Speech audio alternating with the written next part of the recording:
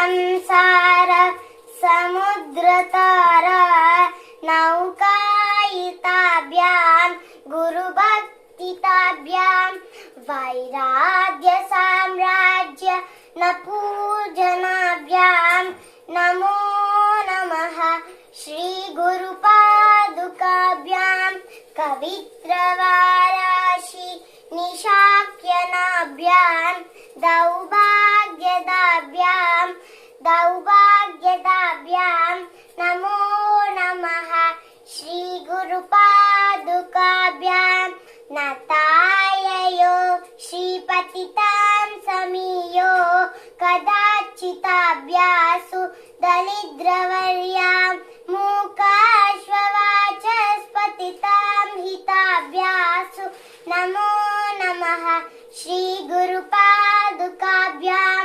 नालीकनीकाक्ष पदहा